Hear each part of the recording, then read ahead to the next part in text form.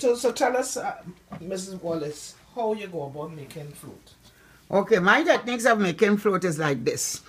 It depends on how much, you know, the average, like if it's a pound, 2 pound, 5 pound of flour.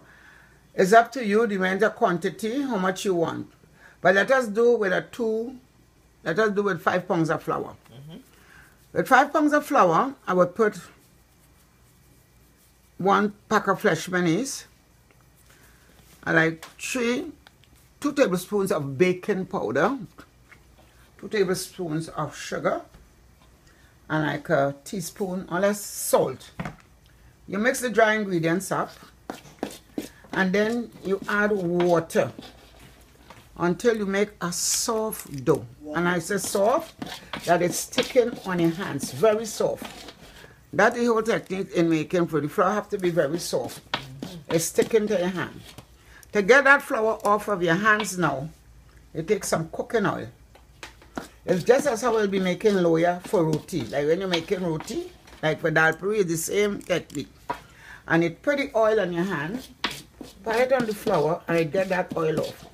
You cover it with a damp towel, not touching the flour, and leave it for about a half an hour, and let that raise. For me to get it the same size, all of the same size, I use an ice cream scoop. I use, this is? I like a 2-ounce ice cream scoop, so you can get it nice size, because they'll have to raise, and you scoop it. You pull it to the edge of the pan to take off the excess, that these floats will be the same size when you fry them. You have a pan again with from dry flour.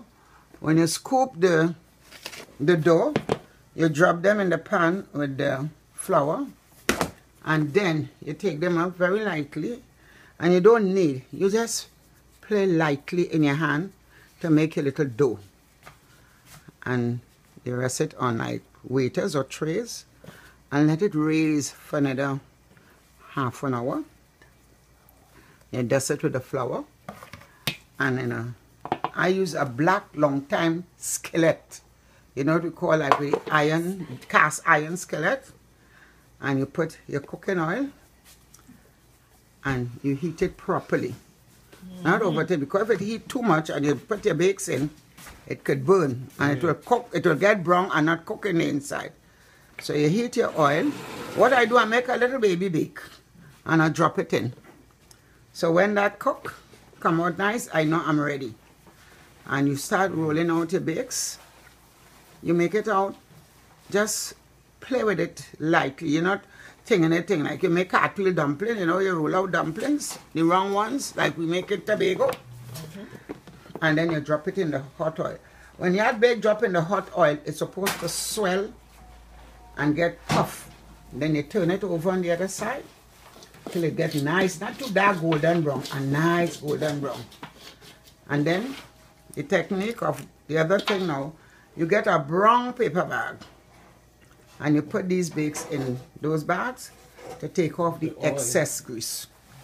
And there you have your nice float. It remains fluffy and nice. And when you cut it, it's shallow in the middle. And you could eat it with shark, saltfish, anything you want. Or you could eat it just like that. Most people, it tastes so good that you could eat a float just like that. So when I'm finished this, Roma gonna try it and she'll tell you how it tastes. Yeah, what about me? And Titin, all of them is from Toronto. Paparazzi now with this big making today. Alright, and we're gonna see the actual pot. Right. It's made so in.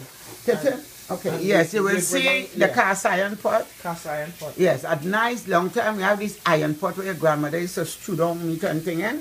Well, we call it here like a bean pot. The French people call it a bean pot. You could make your cookie beans in it. I was fortunate to get on the black cast iron pot. And that is what, it keeps the heat at one consistency. So that makes the bake even nicer. You have it on, and of course, when you're making bake and thing, you have to make it on a gas stove. So you could lower the heat to, you know, how high or how low you want. And this is with the cast iron pot. Right. And you this, hold it over the flour. right. Okay. And this is the cast iron pot. Yes. and you heat that up on your gas stove. You can put it on them flat top stove, them modern stove now. You put it on direct gas heat and let it heat, and then you start frying your bake. So when the bake start to fry, you all will see the end product of the fried bakes. All right. Well, I want to thank you very much. You're so welcome. For this procedure of how we exactly do float. You know, we do it different. I mean, Accra. I learned to do it in Trinidad, but then you come out and, you know, as you go along, you improve and, you know, and change the better of And this is best eaten with Accra, float on Accra. You could eat it with anything. You could eat it, I tell you, you could eat it, saltfish. anything. You could eat it just like that, with cheese, anything. You could eat it without anything, because it's so good. Right. So we've been talking with Mrs. Mama Hawk from Montreal. And join us on New Year's Eve 2015 here in Montreal for the biggest event ever. Which is Pork International New Year's Eve all inclusive. And of course the food is prepared by Mama Hawk. Yes, and it was a blast.